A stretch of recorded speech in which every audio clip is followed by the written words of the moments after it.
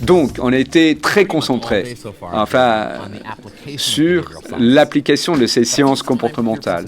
Mais il convient maintenant d'écouter d'autres collègues, d'autres copains, d'autres experts pour savoir comment on peut faire en sorte que les sciences comportementales entrent dans l'ADN de votre organisation et comment l'utiliser pour affûter votre avantage concurrentiel. Donc, nous avons un représentant de Cubic qui a un auditoire d'enfants, appuyé ma collègue chez Veolia, qui a constitué une équipe. Et puis nous avons une collègue chez nous qui travaille en France et qui a écrit Nudge for Learning et qui est la conceptrice de notre programme de formation. Alors, merci. Je dois présenter également le modérateur, Scott Young. Alors, c'est mon ami très proche. Voilà, je te salue, Scott. C'est également un expert en sciences comportementales.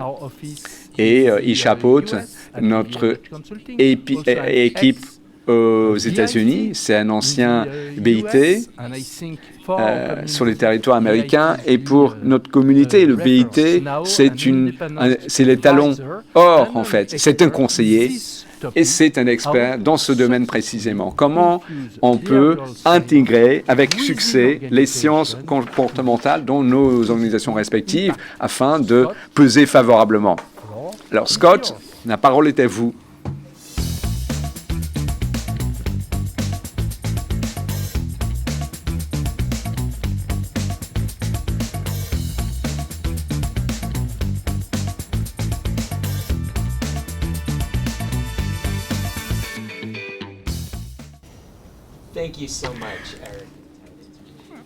Merci. Je suis ravi d'être présent, ravi d'être à vos côtés sur cette question de comment intégrer les sciences comportementales dans nos organisations.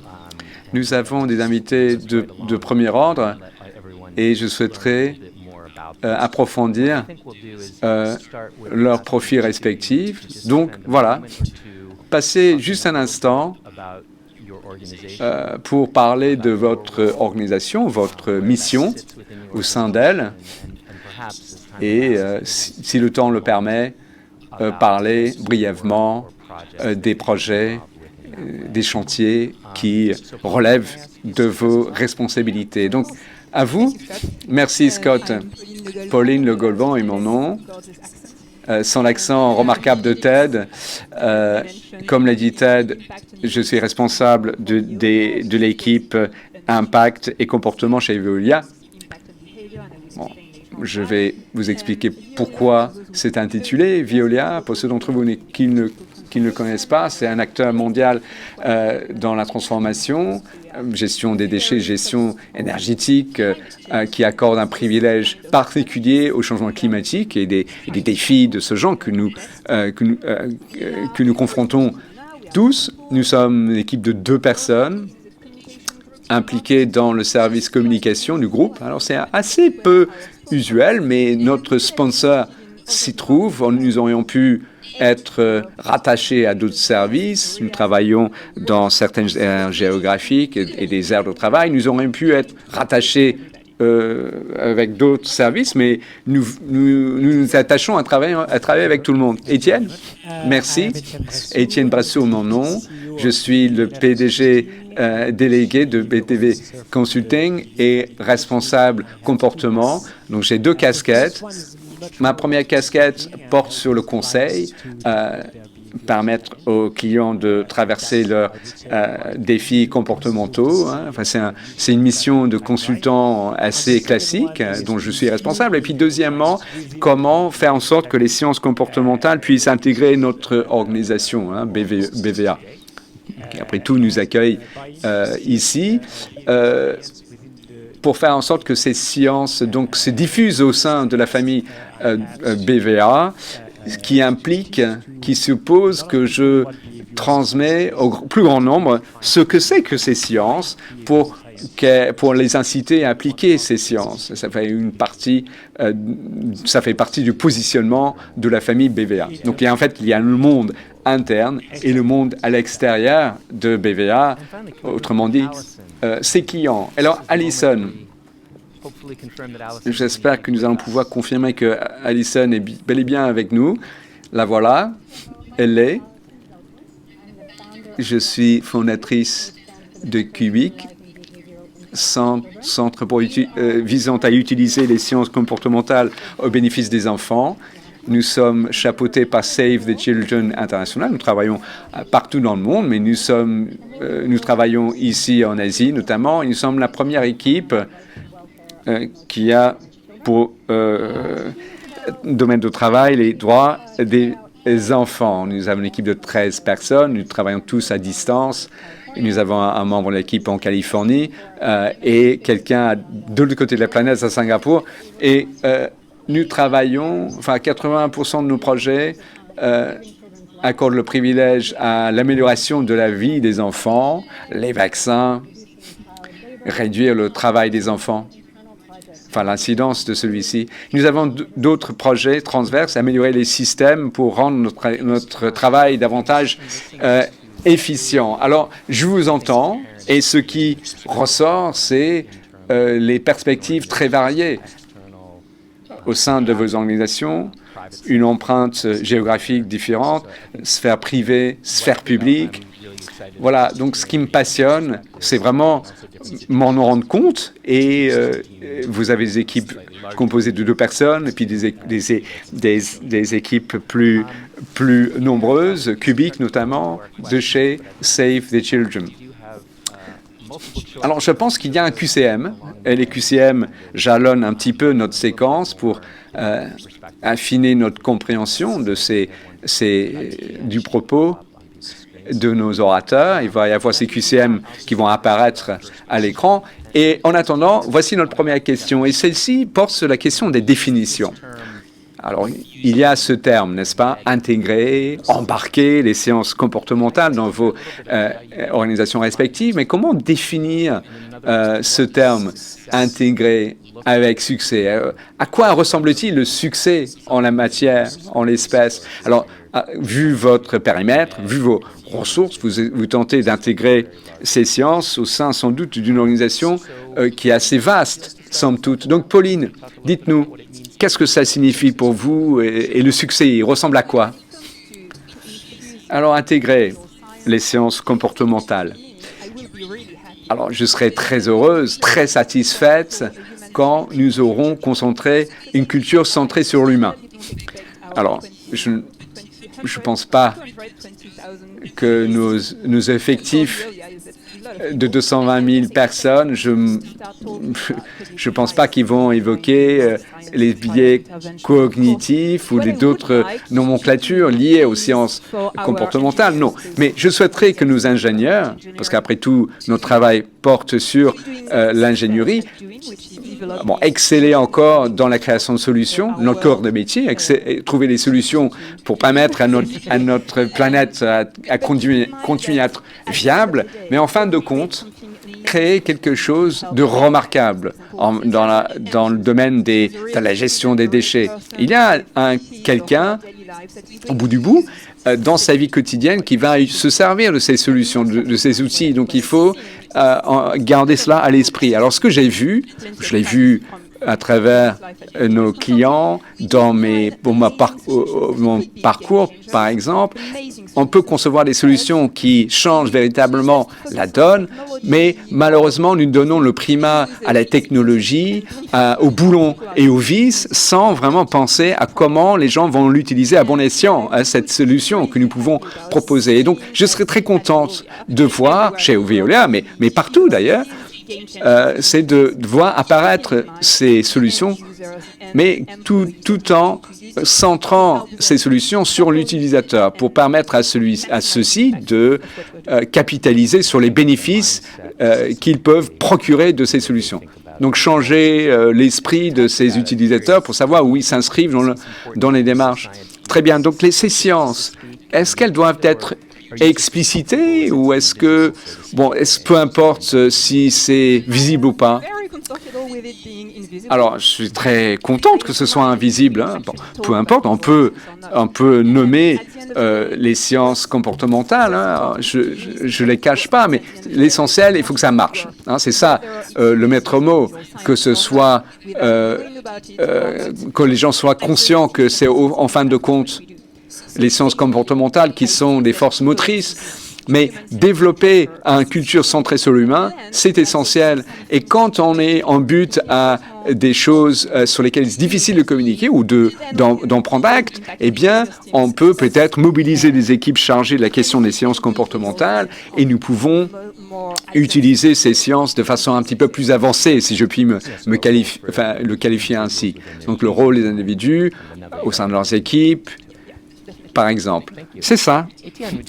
Étienne, quel est votre point de vue? Alors, je ne viens pas d'une société semblable à Veolia, mais en fait, je rejoins quand même le propos qui vient d'être tenu par ma collègue.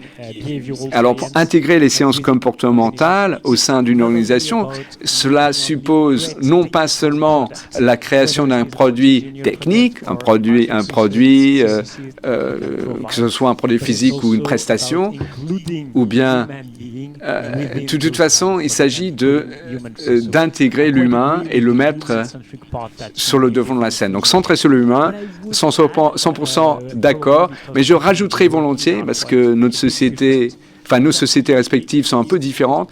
Chez nous, je pense qu'il y a deux façons d'y parvenir. La première démarche, c'est quand il s'agit d'intégrer les sciences comportementales, ça signifie que les gens vont en user dans leur quotidien professionnel. C'est-à-dire que quand chez la BVA, chez la famille BVA, nous sommes 1000 chez nous. Nous travaillons dans la prestation de services et dans le conseil. Mais nos éléments doivent utiliser les sciences comportementales dans la façon dont ils interagissent entre eux et auprès du client, quand ils formulent une proposition commerciale, dans leur acte de production professionnelle. Et puis, deuxième volet, ce serait intégrer ces sciences dans les prestations, dans les produits eux-mêmes. C'est-à-dire qu'une fois que nous avons opéré une innovation, quand on a rénové ou revu des prestations et des produits que nous pouvons proposer à notre clientèle, disposer de ces sciences à l'intérieur de ces produits et ces prestations, ce serait excellent. Après tout ça, il en est de notre positionnement. Il y a un grand nombre de produits et de prestations qui ont déjà ces sciences embarquées depuis longtemps. Hein. PVS et InVivo, notamment PVA InVivo, travaille sur des biens de consommation à rotation rapide et s'impliquer dans des expériences qui s'articulent autour de la question de ces sciences. J'y reviendrai. Mais quand il s'agit d'innover en matière d'expérience client, la façon dont nous mesurons cette expérience est liée à des règles, à une éthique qui nous viennent de ces sciences. Donc, dans les produits, mais dans la façon dont nous concevons nos produits. Et dernière chose, il existe deux leçons à en tirer. Bon, évidemment, le savoir, comment les gens prennent leurs décisions. C'est ainsi que cela peut s'intégrer aux produits et aux prestations, à leur vie active. Et puis ensuite, la mesure, la mise à l'épreuve, l'efficacité. Donc, ces sciences impliquent d'utiliser le savoir que nous pouvons en tirer, mais il s'agit également de tester, apprendre à partir de la solution que nous avons proposée. Non pas seulement mettre sur la table des idées remarquables et de les monnayer sur le marché, mais il faut quand même voir si ces idées sont fonctionnelles. Voilà, donc expérimentation, mesure, des tests. Effectivement, tester, apprendre, ça fait partie intégrante de la démarche de ces sciences. Alors, vous avez parlé de le développement de produits et l'intégration des sciences, mais également les modes opératoires des clients, enfin des employés, afin de rendre ça partie intégrante au quotidien professionnel des employés. Effectivement, c'est un point d'entrée de ces personnes dans le domaine de ces sciences. Très bien. Donc, deuxième question. Enfin, auparavant, en fait, il serait peut-être bon de passer au QCM, voilà, pour apprendre davantage sur Pauline Golvan. Alors, deuxième question à présent, qui porte sur les priorités que l'on peut se fixer. À l'instant, on a regardé un petit peu la nomenclature, l'intégration des sciences dans les prestations, dans les produits. Évidemment, vous avez les ressources, du temps, l'énergie limitée, mais il faut influencer une grande société. Alors, comment abordez-vous cette question? Et pour ce qui est des projets dans lesquels vous vous impliquez, contrairement à d'autres que vous allez éviter peut-être. Et puis, il peut y avoir aussi d'autres raisonnements qui encadrent vos arbitrages. Alors, ce que nous avons appris nous fait remonter à 4 ans. Nous avons une équipe qui interagit avec 25 000 personnes impliquées dans les démarches de Save the Children. Donc, il faut diffuser notre message de chez Cubic, comment rendre notre programme et nos prestations plus efficaces. Et bien après, il faut réagir face aux requêtes, aux demandes qui nous sont adressées. Alors, quand on est sollicité, ou qu'il soit aux Philippines, aux États-Unis, peu importe, on va passer en revue, on va balayer une liste pour voir si cela cadre avec notre mission. Alors, est-ce que c'est un défi en sciences comportementales ou pas? Parfois, les gens nous demandent d'évaluer un programme. Bon, c'est valable, hein, mais cela ne rentre pas dans notre mandat. Donc, on passe. Deuxième question qu'on pose, est-ce que ça va avoir un avantage pour les enfants? Au fond, c'est notre raison d'être, c'est notre créneau. Donc, que ce soit l'amélioration de leur rapport avec leurs parents ou avec leurs enseignants ou soutenir leur vie, évidemment, à ce moment-là, on va se saisir de ces projets. Et puis, enfin, comment améliorer l'action de Save the Children? Comment on peut proposer notre action? Est-ce qu'on peut renforcer les capacités des ONG locales ou nationales? Donc, si ces critères sont satisfaits, on dit oui. Dans le cas contraire, on ne va pas prendre le projet. Merci. Alors, oui, ça, c'est un challenge intéressant parce que d'une part, vous essayez de développer la capacité, même si ce n'est pas mesurable dans l'immédiat par rapport à d'autres projets où vous avez un changement, vous visez un changement comportemental et que vous pouvez et sur lequel dont vous pouvez mesurer le succès. Donc, il y a cet équilibre aussi à opérer. Un travail de capacity building, d'une part, par rapport à d'autres projets qui sont alors, nous, on fait les deux. Hein. On fait les deux. D'abord, quel niveau de formation faut-il? Il y a de la formation dédiée au capacity building. Et les résultats sont d'ailleurs très intéressants, que ce soit des formations en interne. On a formé du personnel de Save the Children sur les sciences comportementales pour les intégrer vraiment de manière très ancrée dans leur pratique. Il y a un projet sur lequel on a travaillé avec Étienne et également pour des responsables qui travaillent en petite enfance. Là aussi, sur le sujet des sciences comportementales, et le travail est assez incroyable et a été déployé à grande échelle. Ils ont appris, sont très enthousiastes et aujourd'hui, ils ont vraiment ce souhait d'y aller. La formation, c'est un peu un risque aussi. Hein. Est-ce que ça passe ou est-ce que ça casse? Généralement, ça passe. D'accord, donc il n'y a pas forcément cette contradiction que j'évoquais. Non, pas vraiment. Pauline, quelques idées? Oui, je pense que notre Tout est dans le nom Impact and Behavior Team. Lorsqu'on décide de travailler sur un sujet, il y a d'abord le comportement à modifier. On fait la même chose que ce que vient d'évoquer Alison. Et puis, est-ce qu'on va pouvoir maximiser l'impact de l'équipe chez Volia, par exemple?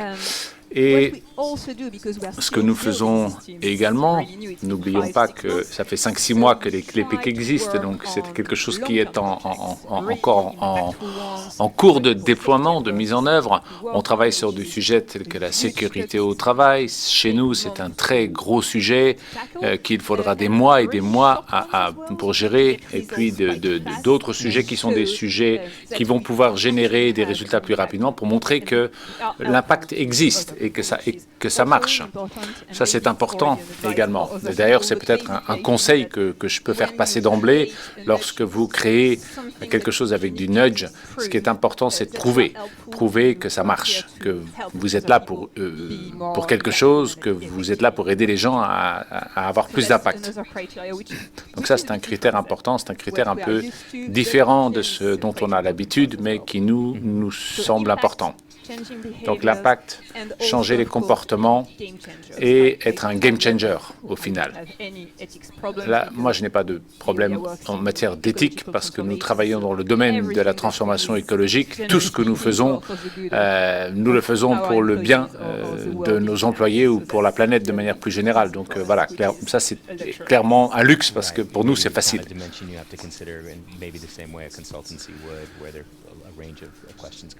D'accord, OK. C'est intéressant d'avoir cette liste, cette checklist que vous utilisez avec, vous l'avez dit, des initiatives à long terme et d'autres à plus long terme avec des quick wins. Alors, troisième question pour vous.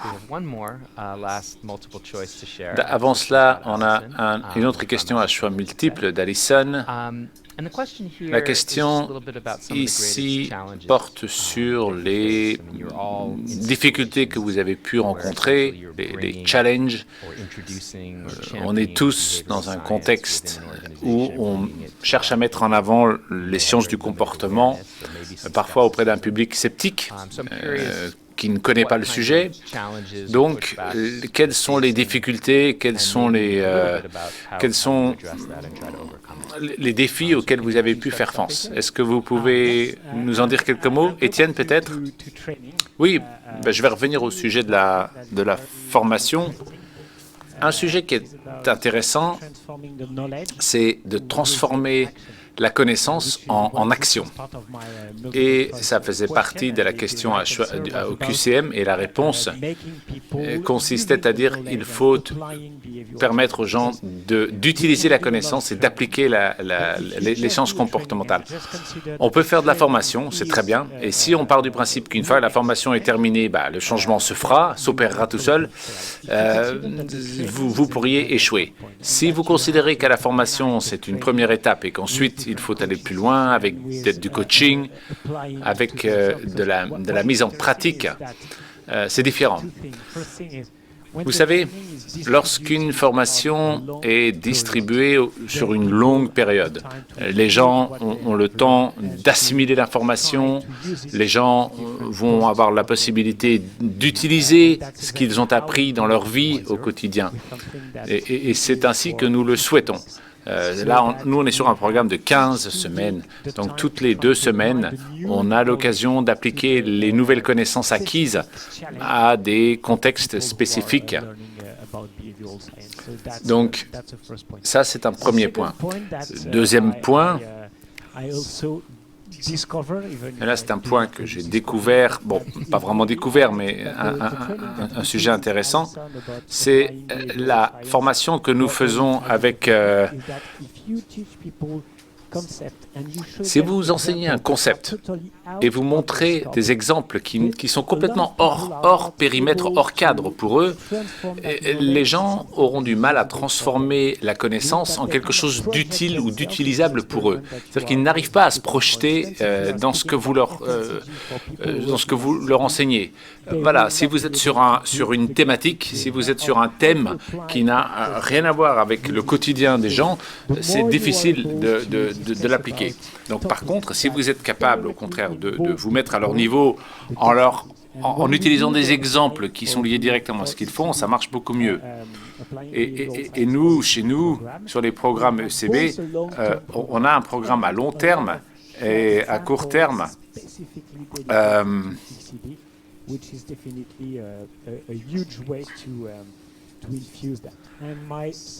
Et puis, autre enseignement,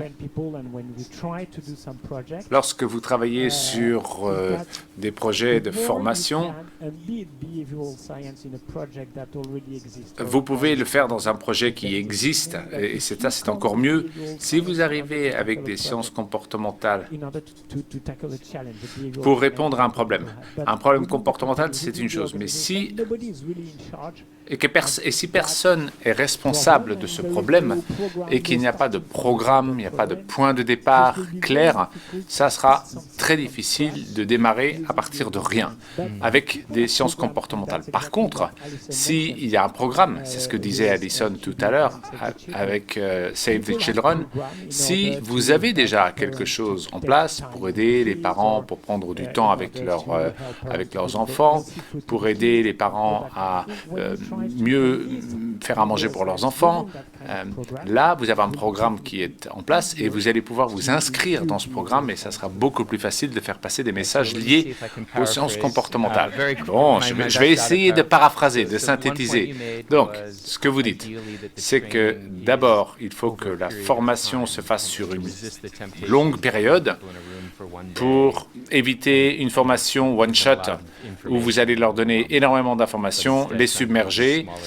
Si vous diffusez l'information à petite dose, si vous passez l'expression, elle est mieux intégrée. C'est ça? Absolument, c'est ça.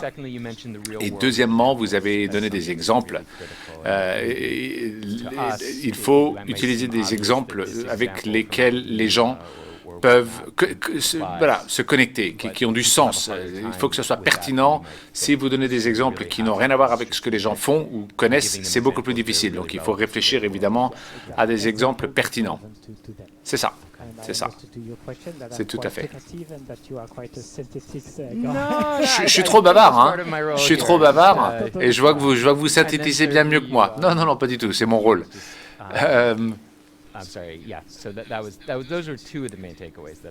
Voilà, donc c'était les deux points principaux que je retiens.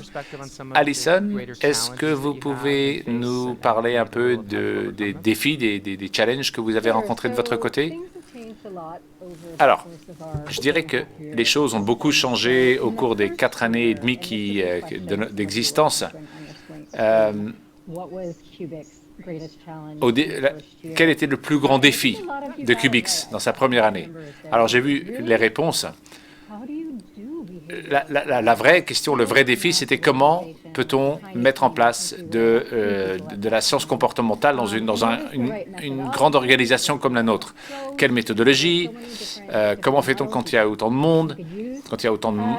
Il existe énormément de modèles. Donc ça, on a testé, on a essayé des choses, on s'est planté, et puis on y est arrivé. Aujourd'hui, on a mis en place un processus et une méthode. Donc, en fait, on a vraiment pris des modèles, des expériences,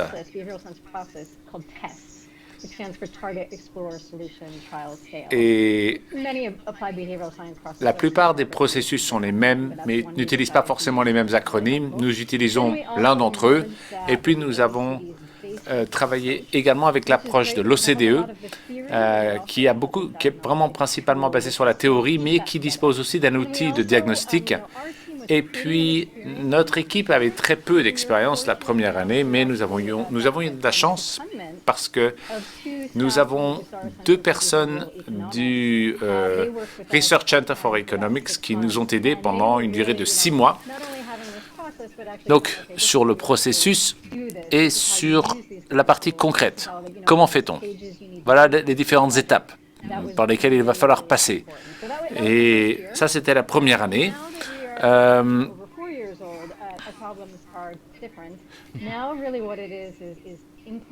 Aujourd'hui, on est sur la mise en œuvre et on veut aujourd'hui faire des contrôles randomisés. Et pour nous, travailler dans les Philippines, l'Indonésie, au Kenya, ça peut être très compliqué parce que les personnes sur le terrain sont là pour améliorer la vie des gens. Parfois, ils n'ont même pas entendu parler d'un essai de contrôle randomisé. Donc, on a eu une vraie difficulté sur notre degré de précision. On y est arrivé petit à petit avec des listes de contrôle, des checklists. Nous travaillons en très très étroite collaboration dans ces pays avec nos partenaires sur place et puis en dispensant énormément de formation aussi. Voilà. Donc c'était pas simple, mais petit à petit on y est arrivé. Bon, c'est très intéressant, hein? Très intéressant de voir comment vous avez évolué au sein du groupe et comment vous avez pu petit à petit surmonter ces difficultés. On a une question des gens qui nous écoutent. Vous évoquiez tout à l'heure comment présenter le sujet des sciences comportementales. Est-ce que vous avez comment est-ce que vous avez fait pour pitcher les gens, pour expliquer au public, à votre public, ce dont il s'agit? Est-ce qu'il y a des recettes qui marchent mieux que d'autres? Est-ce que ça change d'un type de public à un autre? Voilà, je vous vois réfléchir. Vous avez envie de tenter une réponse? Je ne sais pas si je peux vous donner un exemple concret. Écoutez, pour essayer de permettre aux gens de comprendre ce dont il s'agit, je donne un exemple. Un exemple qui parle à tout le monde, quelque chose qui a trait à la vie de tout le monde. Par exemple, combien de litres d'eau doit-on boire tous les jours? Voilà, tout le monde le sait. Hein. Et alors, la deuxième question, c'est combien de litres d'eau vous buvez par jour? Et généralement, personne ne répond la même chose, parce que les gens ne boivent pas assez ou trop. Souvent pas assez. Donc l'idée, c'est quoi? L'idée, c'est pas parce que vous savez que vous le faites. Voilà, ça c'est le point de départ. Et là, on passe aux sciences comportementales pour essayer de réduire le gap entre ce que l'on sait et ce que l'on fait. Voilà, et là, on développe le sujet des sciences comportementales. Et évidemment, on va essayer de donner des exemples qui sont pertinents pour les gens qui vous écoutent. Si vous arrivez avec des exemples extrêmement académiques, les gens vont avoir du mal à se projeter. Ils ne vont pas capter. Bon, ça ne va pas être pertinent pour eux. Et puis, un dernier point, après une présentation sur le sujet, c'est assez facile de faire venir du public parce que les sciences comportementales c'est une science assez intéressante quand même. Voilà, les gens sont curieux quand ils entendent ce sujet. Après, la dernière question qu'on pose, c'est concrètement comment est-ce que vous allez pouvoir appliquer ce que vous avez appris. Et là, les gens peuvent se projeter. Très intéressant, très intéressant. C'est de voir effectivement ce que les gens vont pouvoir en faire. Et est-ce que vous pensez que ça va être facile ou simple, au contraire? Bon. Question suivante. Nous avons évoqué... Pardon, est-ce que vous pourriez penser à un exemple concret où vous avez utilisé les sciences comportementales avec succès, ou d'ailleurs sans succès, au contraire, où ça s'est soldé par un échec. Alison, vous voulez démarrer? Oui, avec plaisir. Comme je l'ai indiqué, une petite équipe au sein d'une grande organisation, c'est pas simple parce qu'il faut communiquer pour que tout le monde soit informé. C'est pas simple. Au cours de la première année d'existence, moi j'ai adoré communiquer, mais je n'aime pas l'idée de promouvoir, de faire la promotion de.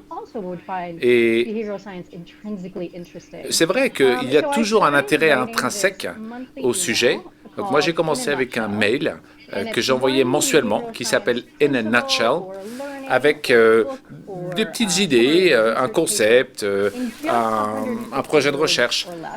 Très court, c'est 150 mots avec des liens, mais sur le sujet. Voilà. Et c'est écrit de manière informelle, facile, faire un lien avec ce que fait Save the Children. J'ai commencé en 2020, donc c'est une petite lettre hebdomadaire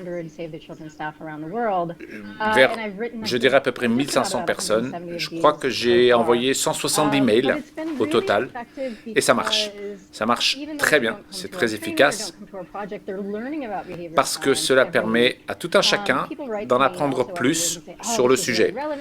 Parfois, les gens me répondent, d'ailleurs, en me disant « mais c'était génial, c'était très intéressant, ça s'applique parfaitement à moi ». Et puis, ça permet aussi aux gens d'entendre, d'avoir des nouvelles de Cubic toutes les semaines, pas simplement de manière promotionnelle. Donc, c'est une mailing list qui est destinée à Save the Children. Nous publions tous les In a Nutshell sur un site internet également. Donc, c'est Save the Children, Cubic, In a Nutshell, et vous pourrez y trouver tous les mails. Voilà. Donc, pour répondre à votre question, il faut échanger avec votre public régulièrement et dans un format qui soit facile à lire et facile à comprendre. Très bien, facile d'accès et facile à comprendre. Étienne, un exemple. Écoutez,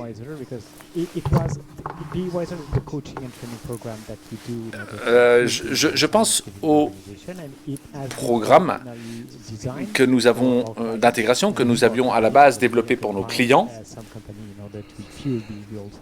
pour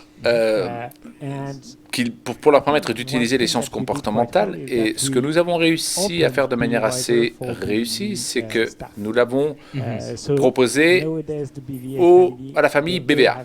Voilà, aux employés BVA. Aujourd'hui, ils ont accès, avec des sessions en présentiel.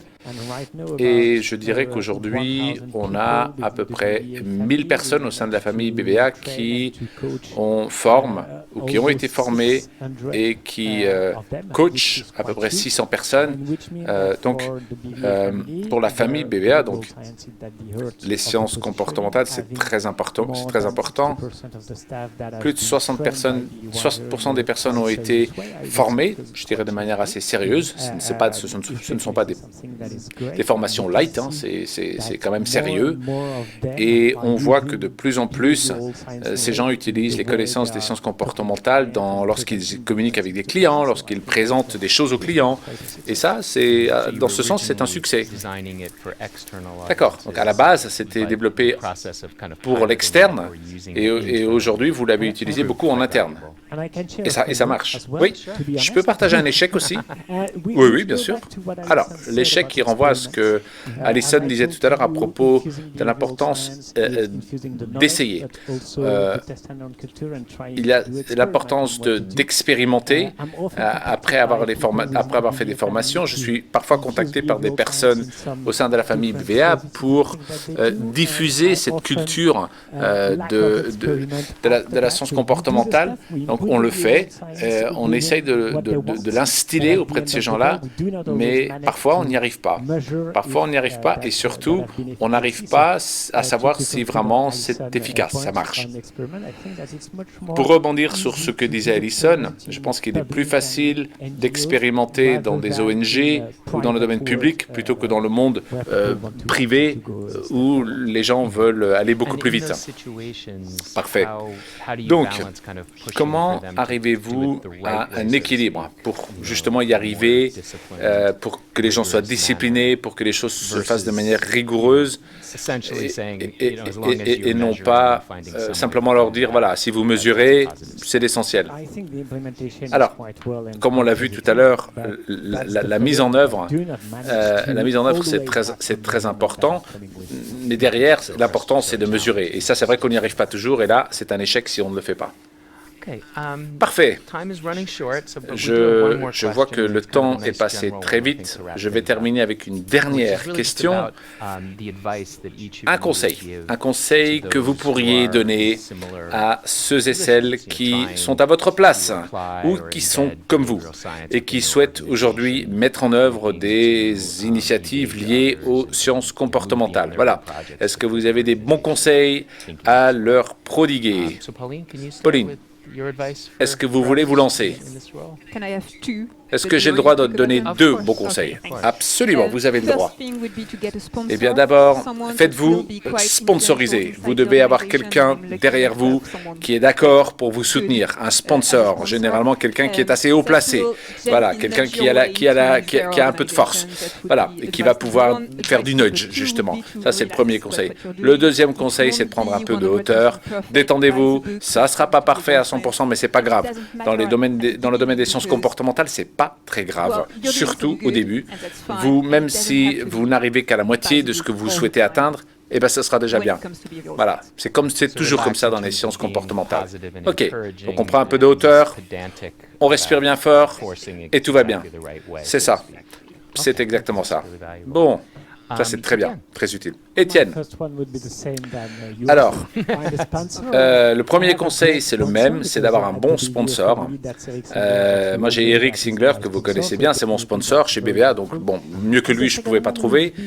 Et le deuxième conseil, ce serait de démarrer modestement. Et pourquoi pas avec un pilote ou 2, d'abord, pour voir un peu ce que ça donne, voir les résultats, et puis lorsque ça fonctionne, vous pouvez passer à la vitesse supérieure. Voilà. Alors, c'est marrant parce que vous parlez tous les deux de sponsors.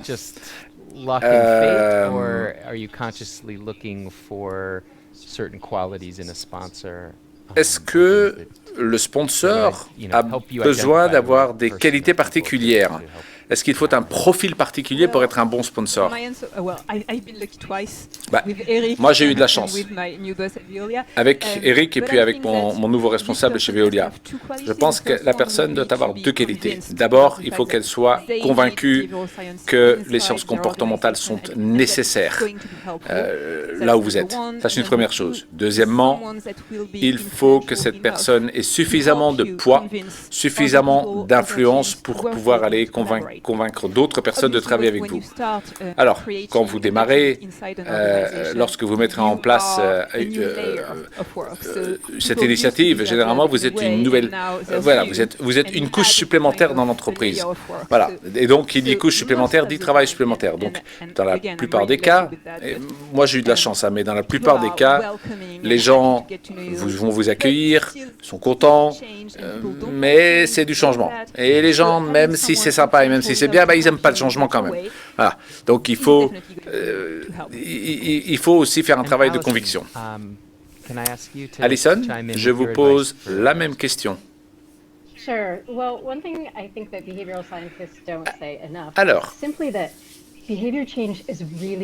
le changement de comportement, c'est dur. Essayez de changer votre propre comportement. Je ne sais pas, faire du sport, par exemple. Eh bien, c'est dur. Alors, imaginez changer le comportement du voisin. C'est 3 fois plus difficile. Donc, lorsque l'on travaille sur des projets, comme ces projets dont on parle, et que vous mesurez les résultats à la fin du projet,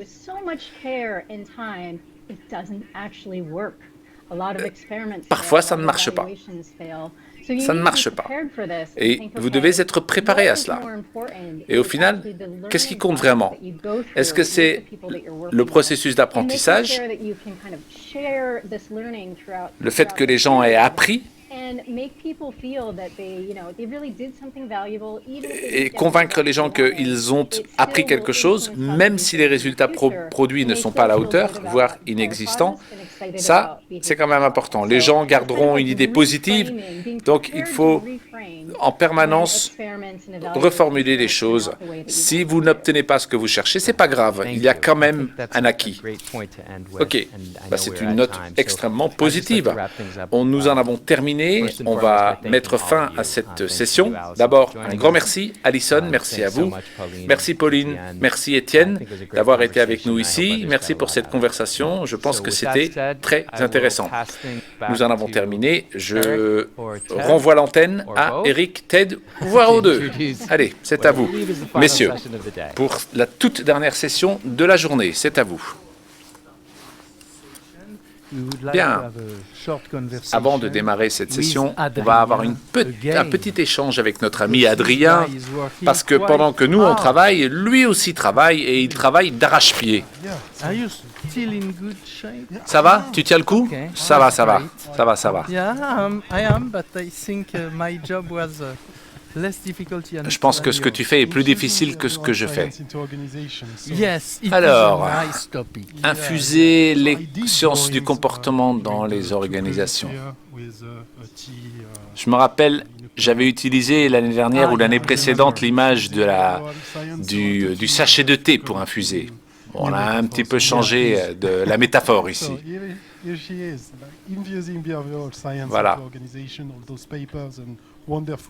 Donc on a tous ces livres qui sont injectés pour créer des organisations centrées sur l'humain. C'est intéressant, Adrien. C'est le Human Advantage. C'est de ça que vous parlez en fait, mais c'est tout à fait ça. Et si les sciences du comportement sont invisibles, c'est pas très grave. Chut, c'est pas grave. Les priorités, il y a beaucoup de projets. Il faut à un moment donné élaguer et vous fixer des priorités. L'impact, on a longuement parlé, vous avez longuement parlé du sujet de la formation. Comment passer de la connaissance à l'action. Et Adrien, si je me souviens bien, tu as travaillé avec Étienne sur son bouquin, si je ne m'abuse. Absolument. Absolument, vous avez raison. Voilà, montrer des exemples réels, des exemples de la vraie vie et qui sont pertinents.